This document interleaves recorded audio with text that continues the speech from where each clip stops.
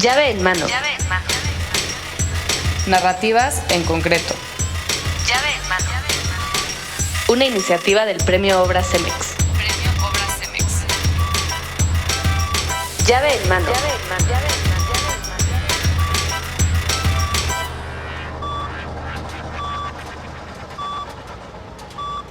Podría estar encerrado en una cáscara de nuez y sentirme rey de un espacio infinito. Fue Hamlet quien dijo eso, pero quizás es porque Shakespeare nunca tuvo que vivir un encierro como el actual. La parálisis por el confinamiento y la incertidumbre hacia el futuro generan aún más ansiedad en una época que ha sido definida precisamente por eso. En el primer episodio de Llave en mano, transitamos de los baluartes, fuertes y panópticos a los rascacielos y la fotografía aérea, para entonces explorar narrativas en concreto sobre nuestro entorno construido. La idea de horizonte abre una ventana a través de la cual podemos vislumbrar un camino para sentirnos menos inciertos. La utopía está en el horizonte, camino 2 pasos, ella se aleja 2 pasos y el horizonte se corre 10 pasos más allá.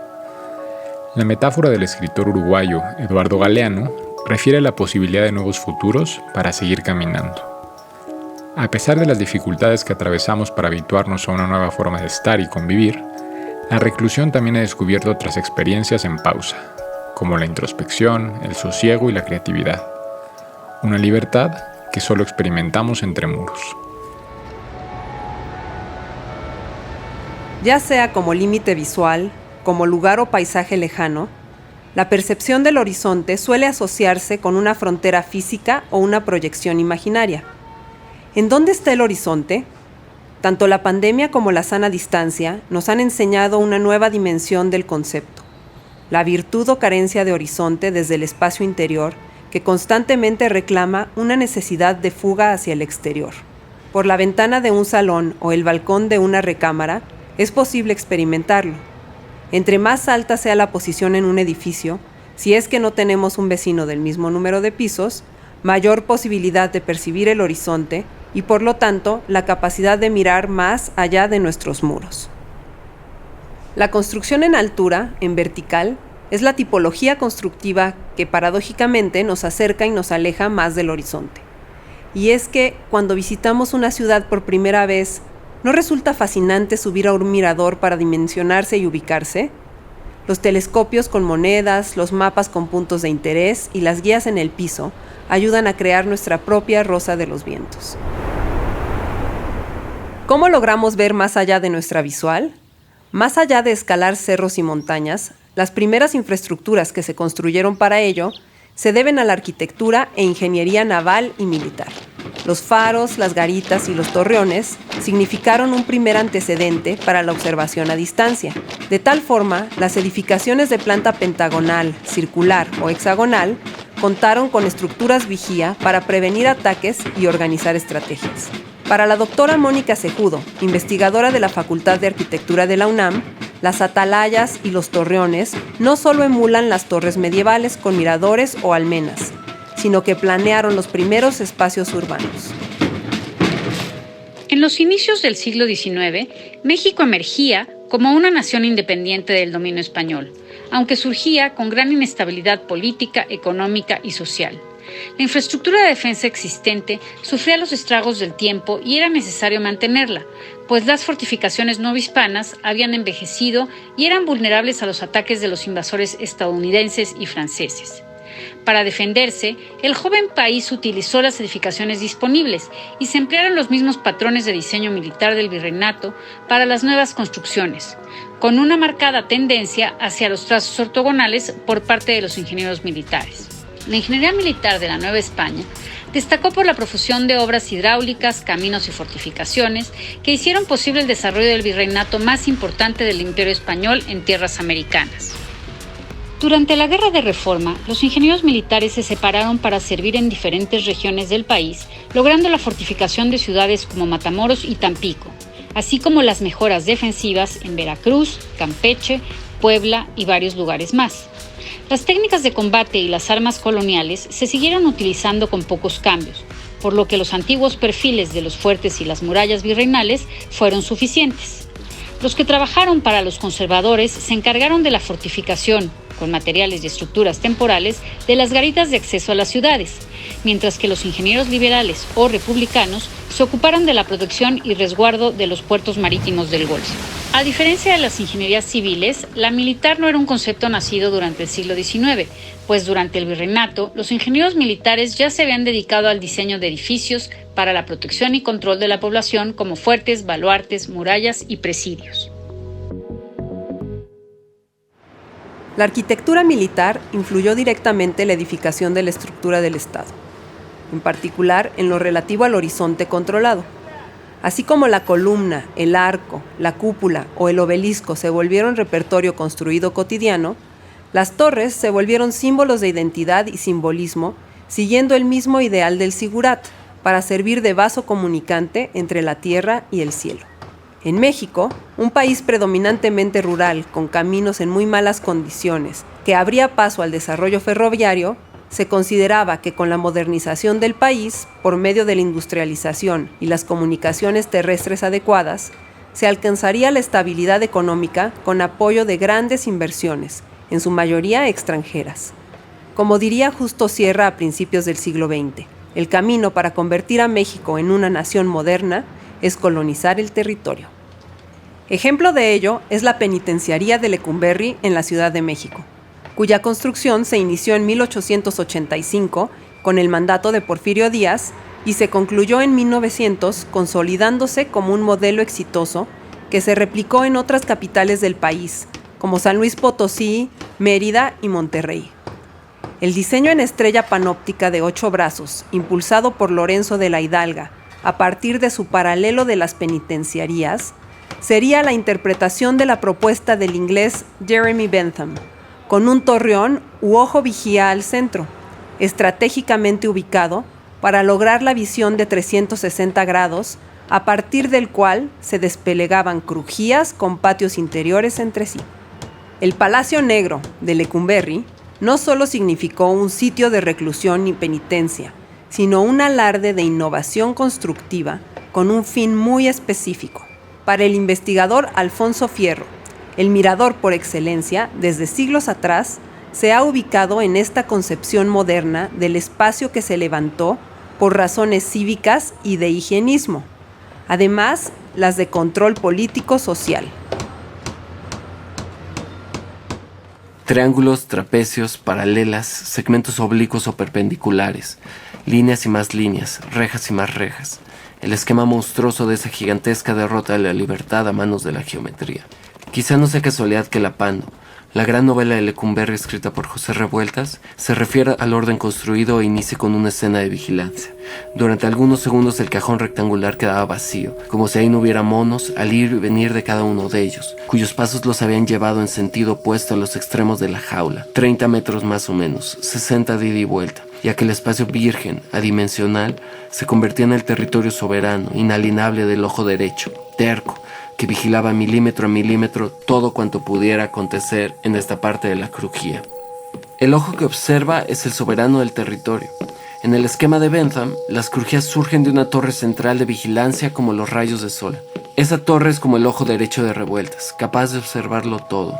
Por su posición en el centro y por un juego de ventanas que producen sombras, desde la torre se puede observar permanentemente a los presos, que ya no son recluidos en la oscuridad húmeda de las mazmorras, sino que ahora habitan un espacio ordenado, limpio e iluminado. Dado que los presos no pueden ver a los guardias de la torre, deben sospechar que están siendo vigilados todo el tiempo por un ojo invisible, hasta el punto, como dice Foucault, en que se autoimpone la vigilancia. Si Bentham midió este modelo con el objetivo de reformar a los presos, Foucault detecta el modelo o diagrama de un poder que funciona a partir del ordenamiento del espacio y la visibilidad del mismo. ¿Por qué este modelo se consideró en su momento un esquema ilustrado, incluso progresista, un diseño que se había pensado para el bien de los presos mismos?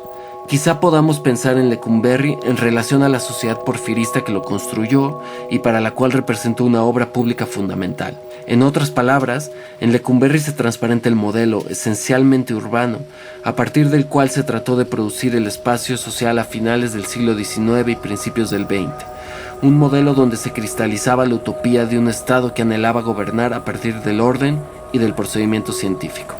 La expansión de las ciudades ofrecía la posibilidad de producir un espacio urbano ordenado y limpio, homogéneo, un espacio que permitiera las circulaciones de población, agua, desechos y aire, con camellones y árboles que alguien de la época llamó sin nada de romanticismo instrumentos de desinfección. Desde este ángulo, en el diseño panóptico de Lecumberri se condensa la visión positivista del porfiriato que concebía la utopía de la nación moderna como una inmensa ciudad ordenada y limpia. Pero puede la arquitectura misma, este diagrama de la vigilancia absoluta, dar pie, como en la novela de Revueltas, a planes y solidaridades que se gestan a partir de códigos que los vigilantes no ven porque no saben detectarlos.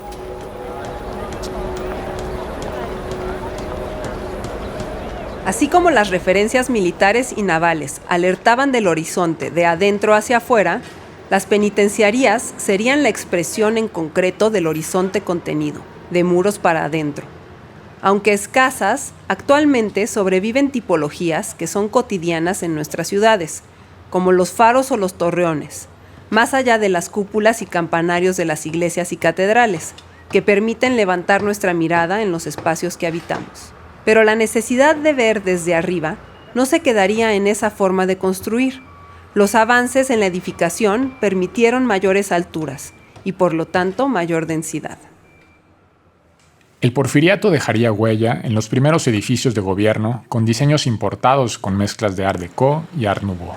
Los arquitectos e ingenieros utilizaron el concreto para cimentar los primeros edificios del siglo XX, y así desfilaron íconos urbanos como el Palacio Postal, el Palacio de la Secretaría de Comunicaciones y Obras Públicas y el Palacio de Bellas Artes, entre muchos otros. Los primeros rascacielos modernos, todavía de escasos niveles, levantarían la mano en la incipiente silueta urbana de las ciudades mexicanas.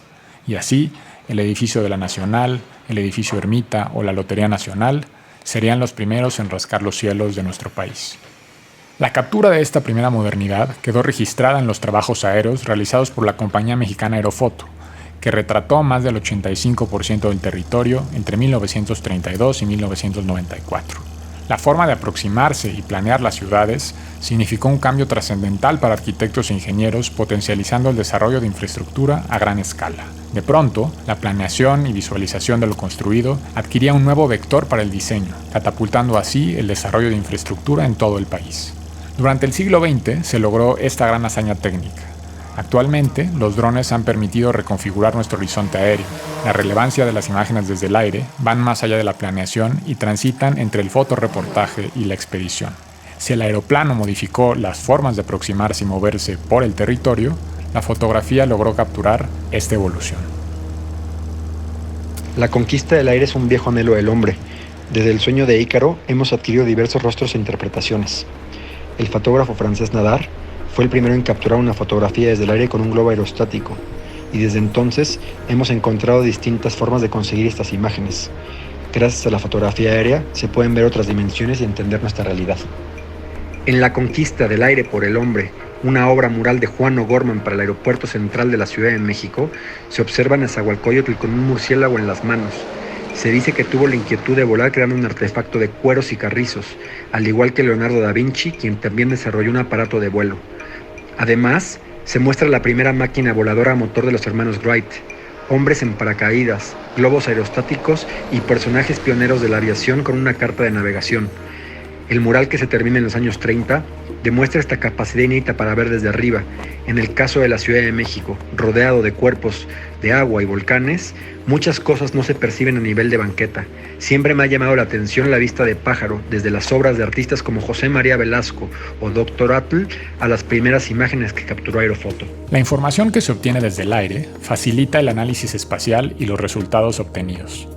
Con la tecnología de soporte, estabilidad, cámaras, lentes y resolución, se dinamiza la captura fotográfica, no solo por las características del instrumento mecánico, sino fundamentalmente por la pericia del fotógrafo. El trabajo de Santiago Arau es bifocal. Puesto en análogo, funciona como un estereoscopio.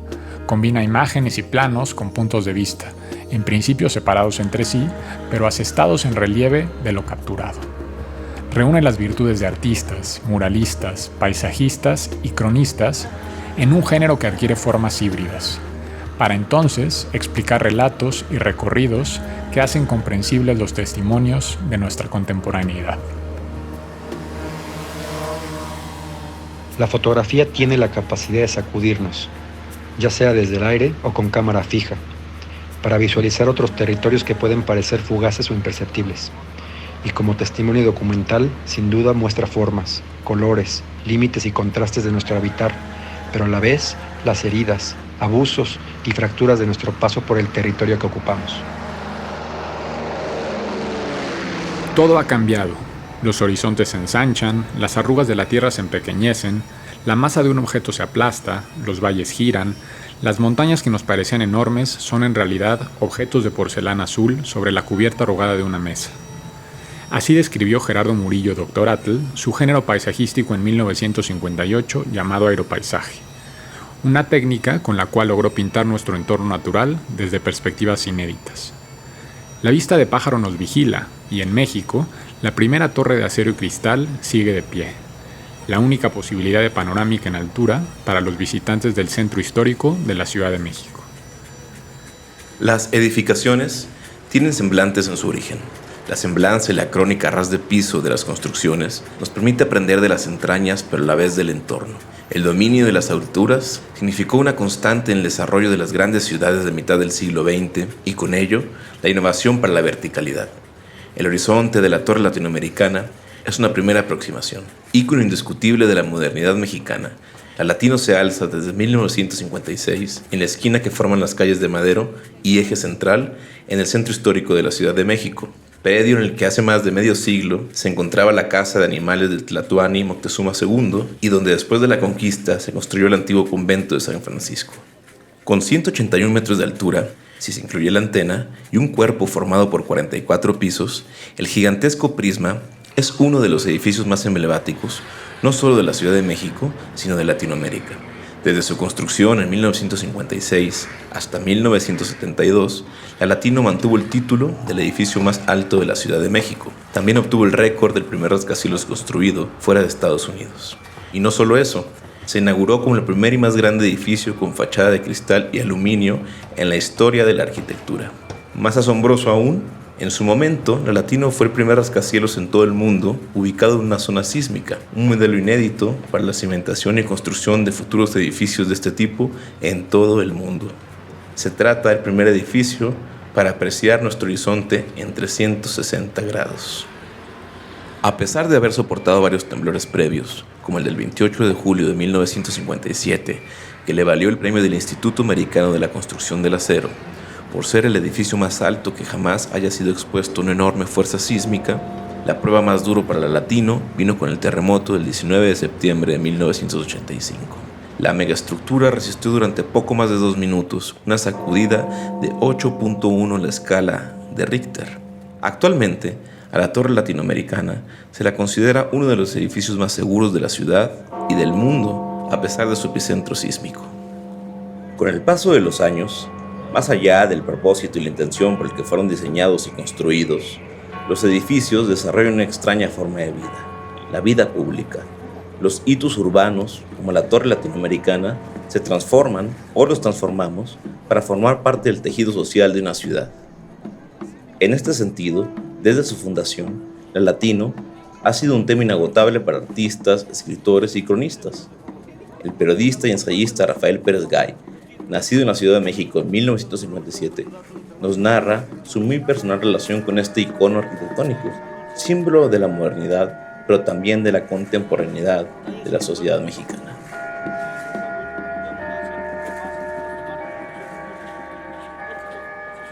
Cuando camino por el eje Lázaro Cárdenas, me detengo un momento e invento en un mapa interior de mi memoria una ciudad desaparecida. El convento de San Francisco en demolición y la avenida Santa Isabel perdiéndose rumbo a las montañas del horizonte. El siglo XIX quemaba sus naves. Los derribos de aquel monasterio sombrío desaparecieron y un enorme baldío iluminó la esquina de Eje Central, Lázaro Cárdenas y Madero, que compraría la Compañía de Seguros Latinoamericana fundada en 1906.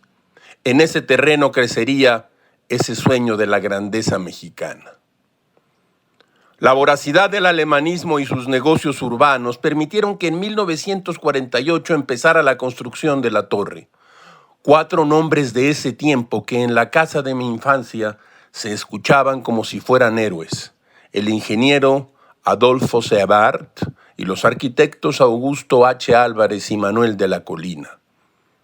A mis padres les parecía que la construcción del edificio más alto de México merecía todo el respeto del mundo. A mí no me gustaba aquel rascacielos con recubrimiento de aluminio y una franja azul en cada piso, pero yo no sé de arquitectura. La torre se inauguró en 1956, en la nueva ciudad ruizcortinista y bajo el mando del entonces regente de la ciudad, Ernesto P. Uruchurtu. Los que nacimos en la parte alta de los años 50 crecimos oyendo la letanía de que la torre latinoamericana nunca la derrumbaría un sismo. La letanía era una verdad. Todavía repito en ocasiones, como si hablara de algo mío, que el sistema de rieles de la torre la vuelve un portento de equilibrio y fortaleza. Desde luego no sé lo que digo, no tengo idea de lo que sea un riel bajo la tierra ni cómo pueda ponerse tal instrumento para vencer a la cólera telúrica. Referiré una historia personal. Para mí, la torre representa la humillación y el fracaso. La década de los 60 cerraba la ventana bajo el estruendo del escándalo político que la mano criminal de Díaz Ordaz silenció a tiros. Mi madre me llevaba a la torre, no recuerdo el piso en el cual ella recogía el cheque que el hermano de mi padre nos daba para pagar la renta del pequeño departamento de la Condesa en el cual sobrevivíamos al derrumbe financiero y a la quiebra amorosa de mis padres. Durante muchos años viví ese acto de generosidad como una ofensa, una limosna que la vida nos tiraba al suelo para que la recogiéramos en una reverencia indigna. ¿Qué piso era? Le preguntaría a mi hermano, pero está muerto. Una oficina en la torre latinoamericana era sinónimo de éxito y prestigio. Y los que recibían cheques de caridad, una basura despreciable. Desde entonces, sé que los edificios no son nada sin la emoción que los habita o la memoria que los sostiene. Mis recuerdos, por cierto, no tienen rieles contra los sismos. La empresa en la cual trabajaba aquel tío se llamaba Nacional de Drogas y, si no me equivoco, Eustaquio Escandón la dirigía con mano de hierro en un piso o varios de la torre latinoamericana. Una carrera de ascenso en esa empresa y ese edificio le permitieron al hermano de mi padre ahorrar una modesta fortuna. A esta forma de malgastar el tiempo y el esfuerzo, algunos le llaman vida ejemplar. De nada sirvió. El hombre de los cheques murió abandonado en sus delirios de loco perdido en una casa del Pedregal. La casa se caía a pedazos. Eso significa para mí ese edificio, la torre latinoamericana, emblema de los sueños incumplidos de nuestro país. Esta iniciativa del Premio Obras CEMEX vincula y reconoce obras y trayectorias a partir de narrativas en concreto. La idea de llave en mano hace referencia a aquellas obras en las que los constructores involucrados convergen en un fin común.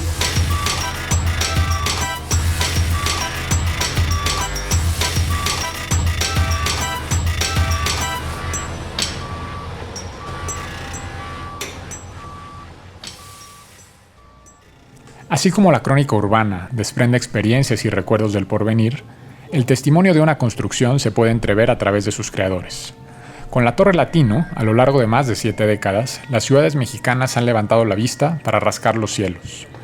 Uno de los arquitectos más destacados en la construcción de edificios en altura es Benjamín Romano, ganador del premio Lorenzo H. Zambrano en 2019, un reconocimiento que otorga CEMEX a la trayectoria profesional y personal de un arquitecto o ingeniero cuyas aportaciones al mundo de la construcción han sido valiosas e impulsan un aprendizaje para toda la sociedad. Hay quienes dicen que yo soy el arquitecto más ingeniero de México o el ingeniero más arquitecto. Yo no sé si me equivoqué al decidirme irme por la arquitectura. Yo creo que no. Me gusta más la calidad espacial que estar resolviendo números. Yo sí creo que la decisión fue acertada, pero también creo que es un error horrible la división que hay entre ingeniero y arquitecto, porque me cuesta mucho trabajo divorciar a la arquitectura de la ingeniería. Un día tuve un problema en Boston por eso, pero es como si yo divorciara mis huesos de mi cuerpo. Sería imposible. Y para mí es clarísimo que una persona que tiene una buena formación ósea tiene un mejor cuerpo y tiene una mejor función. Y estoy convencido de eso. Entonces, eso lo que pasa es que yo lo refiero a la arquitectura. Cuando un edificio tiene una buena estructuración y un buen análisis de flujos, estoy convencido que es un edificio que vive mejor y funciona mejor. Por eso es que soy casi ingeniero. Eso es lo interesante de entender a nuestra generación de arquitectos. A nosotros, de verdad, las crisis nos han impactado mucho. Y en otra cosa que nos han impactado mucho es que hemos podido hacer estos vínculos con las empresas que nos hacen favor de participar con nosotros, muy fuertes, en las que pasamos la crisis de la mano. Y todos entendemos que estamos con un problema de crisis y todos la libramos. Yo creo que esa es una parte muy importante del proceso. Y no nada más con ingenieros, con Cemex. Claro, con empresas, sí. O sea, Cemex que recuerdo que nosotros habíamos dado un anticipo importante para el edificio que estábamos construyendo en el 82 y se lo habíamos dado ahí y al cristal y al acero. Y con las 3 empresas le dimos salida, aunque el precio cambió, pero con las 3 empresas le dimos salida. Y eso fue muy bueno, porque la crisis es de todos. Sí, no, No es que una empresa está entrando en quiebra, sino que es una crisis nacional. La Torre Reforma ha sido reconocida con el Premio Obras Cemex en 2017 y con el Premio Internacional de Rascacielos en 2018. Y no solo se distingue por una volumetría en concreto monolítico perforado, con 246 metros de altura y 57 niveles, es un edificio que brilla por sus diagonales, aéreas y abiertas, para expandir sus alas a la ciudad. Cuando a mí me invitan a Torre Reforma, el objetivo era hacer un edificio de 35 o 40 pisos. Okay. Ese era el objetivo. El problema está en que yo me topé con la normatividad. Y la normatividad fue quien me llevó de la mano para llegar a ese rascacielos. Okay. Porque el potencial urbano es enorme, de hecho no nos lo sacábamos. Pero lo que no es enorme es las alturas. No sé qué tanto sepas, pero pasar la Reforma puedes hacer 2 veces el ancho de la calle. Okay. Más 1 metro, no me preguntes por qué. O sea, el ancho de la calle más 1 metro por 2. Y después te puedes ir remetiendo y entonces vas ganando altura. Yeah. Y por eso es la inclinación de la fachada de Torre Reforma, por normatividad, para tratar de consumirnos algo del potencial urbano, que no llegamos ni a la mitad, ¿eh? Sí. Pero nada más te puedes ir en esa norma hasta 2 veces el ancho de la calle perpendicular a Reforma, que en este caso es Río Elba, que tiene 20 metros de ancho. Entonces yo nada más me podía ir a 40 metros. Entonces es como una ecuación de equilibrio entre el número de coches, el número de pisos, el número de elevadores, el número de escaleras, y es como una ecuación difícil de definir, pero esa es la que le da la forma a un edificio. Yo cuando voy a Torre Reforma me fascina esa sensación de aire fresco que tiene por los patios. Sí. Y tiene un valor espacial, ¿no? Sí, es único. Entonces, eso es lo que te puedo decir. Si bien las torres representan un símbolo de la modernidad y la disputa por el cielo sigue siendo una constante carrera por la innovación que se rebasa periódicamente, la visión de nuestras ciudades también ha sido motivo de ensayos y narrativas sobre nuestros asentamientos históricos. ¿Cómo leemos el horizonte? En una de las pocas entrevistas otorgadas por el mítico y Nobel Bob Dylan en los últimos años, quien revolucionara la música de su época al dar el salto de la guitarra acústica a su versión eléctrica, señala que la nostalgia por el pasado es algo a lo que las nuevas generaciones serán inmunes. Explica Dylan: definitivamente hay más ansiedad y nerviosismo ahora que antes, pero esto solo aplica para personas de cierta edad. Tenemos una tendencia por vivir en el pasado, pero eso solo nos pasa a nosotros. Los jóvenes no tienen esta tendencia, no tienen pasado, así que solo conocen lo que ven y lo que escuchan, y creerán lo que sea. Dentro de 20 o 30 años ellos estarán al frente. Cuando veas a alguien de 10 años, piensa que dentro de 20 o 30 años él estará en control y no tendrá idea del mundo que vivimos. La gente joven que apenas está entrando a la adolescencia no tendrá ninguna autopista de recuerdos en la memoria.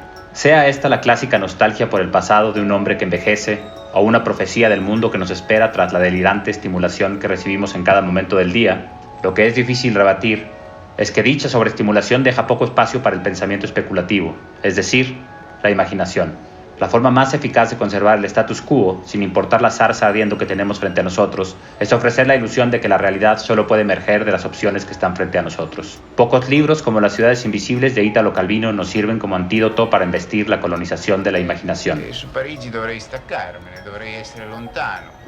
Los límites de la imaginación son los límites de los mundos que queremos y podemos explorar, y la imaginación, como demuestra Calvino, es una autopista de infinitos trayectos e inagotable recorrido. Como le dice en ese magnífico libro Marco Polo a Kublai Khan, el infierno de los vivos no es algo por venir. Hay uno, el que existe aquí, el infierno que habitamos todos los días, que formamos estando juntos. Hay dos maneras de no sufrirlo. La primera es fácil para muchos, aceptar el infierno y volverse parte de él hasta el punto de dejar de verlo. La segunda es arriesgada y exige atención y aprendizaje continuos, buscar y saber reconocer quién y qué en medio del infierno no es infierno y hacer que dure y dejarle espacio. Visto desde tierra, el litoral, según el ensayista francés Alain Corbin, es el horizonte líquido que conduce al territorio del vacío. Ese territorio no es sino el mar, o como quiere Jules Michelet, haciendo alusión a los primeros marineros holandeses u orientales, el amargo precipicio o la barrera fatal. El litoral o el horizonte, entonces, infunde temor en los hombres, en tanto es la línea imaginaria que nos separa de lo desconocido, de lo insondable. Los antiguos marineros, los primeros exploradores del abismo, descubrieron nuevas tierras, nuevas criaturas y nuevos hombres, navegando en pos de un horizonte ilusorio, un espejismo y por lo tanto inalcanzable. Las crónicas de los descubridores, los exploradores y de los conquistadores son abundantes cuando se habla del Nuevo Mundo, o en un caso específico, de México. En Visión de Anáhuac, Alfonso Reyes elabora una crónica a través del azoro del ojo del extranjero, acerca de una nueva tierra, llena de nuevas cosas, de nuevas bestias y de otros hombres. Pero antes de recorrer el pueblo, las lagunas, el mercado, los templos y el zoológico, Reyes nos habla de la conquista del horizonte por los marineros españoles. En sus estampas finas y candorosas según la elegancia del tiempo, se aprecia la progresiva conquista de los litorales. Los barcos diminutos se deslizan por una raya que cruza el mar. En pleno océano se retuerce como cuerno de cazador un monstruo marino y en el ángulo irradia a picos una fabulosa estrella náutica. Desde el seno de la nube esquemática sopla un éolo mofletudo indicando el rumbo de los vientos, constante cuidado de los hijos de Ulises. Escrita por Reyes a los 27 años, Visión de Anáhuac, publicada en 1915, es un texto más o menos breve donde las aguas del ensayo y de la crónica se mezclan para recrear un primer o un último vistazo al asombroso mundo mexica previo a la conquista española. En los siguientes episodios hablaremos sobre nuestra percepción del horizonte en vivienda residencial, vivienda económica, edificación, espacio colectivo, infraestructura, accesibilidad universal, edificación sostenible, innovación en la construcción y valor social. ¿Cómo vivimos los espacios que habitamos a partir de nuestro propio horizonte? En otras latitudes, esta es la voz de la escritora Daniela Tarazona. Cada quien vive la pandemia como puede. Nos pasa lo mismo que a todos. Sabemos que nos hallamos inmersos en un pozo bajo la tierra, pero le echamos ganas y miramos hacia la luz de su boca. Me cuesta asimilar el estado de la cuestión. Apenas es el comienzo, como dices. Sin embargo, ¿no te ha parecido que el tiempo y el significado están detenidos? Si no fuera porque sale el sol y luego llega la noche, yo pensaría que vivimos en una suerte de show de Truman y que hay una inmensa escenografía. El horizonte sería una mampara de melamina que simula el cielo. ¿Quiénes estarán observándonos desde otro sitio ahora? En mi casa se escucha la furia de la avenida de los insurgentes. Por la ventana de mi estudio veo el laurel de la India de la vecina, que es inmenso y hermoso. A estas alturas del delirio, no sé si existe, en realidad, este árbol o si es parte del engaño colosal. Llave en Mano es una iniciativa de Cemex, editada y producida por Juan José Cochen, Diego Rabasa, Loreta Castro Reguera, Óscar Benassini, Jimena Orbañanos y Aldo Leiva. Agradecemos la participación de Mónica Cejudo, Alfonso Fierro, Santiago Arau, Rafael Pérez Gay, Benjamín Romano y Daniela Tarazona. Llave en mano. Narrativas en concreto. Llave en mano. Una iniciativa del Premio Obras CEMEX. Llave en mano.